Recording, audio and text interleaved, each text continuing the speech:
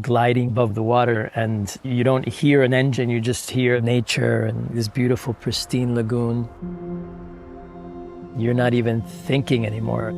You're just flying. And you're just gliding over the water and everything's very quiet. You take that calming breath and your whole body aligns and everything just relaxes and you get into what they call the flow state. For me, it's more like yoga than it is an extreme sport. It's very zen. The first time I rode a board, it reminded me a lot of those really beautiful moments on stage when I'm not thinking of what's happening next, what's happening in the past, but just being completely focused on that moment. That is meditation to me. And I had that moment with foiling. We're looking to get people on the water and get people into nature and to get people flying. It was the next evolution in surfing.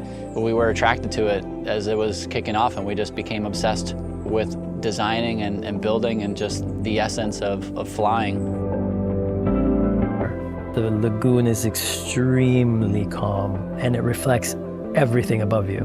And to skim through and fly through this, it's like nothing I've ever done before. Foiling is such a wonderful way to experience a magical place like Bacalar. You're not impacting it, you're just sort of gliding over it and watching it as it unfolds. An electric propulsion system is such a fantastic drive mechanism because you're not using fuel. You don't have the off gases of exhaust. You don't have the noise. It's so much more pleasant for the rider. Collaborate with Lyft. We're in it for the same reason, which is really to enhance our lives with things that we love.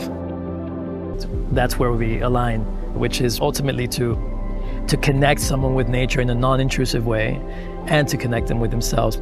To bring people into that world, because it's one thing to know it for yourself, but it's another thing to introduce it to others. We want to awake a sensation of happiness and tranquility. It's a great way to get out into nature and fly.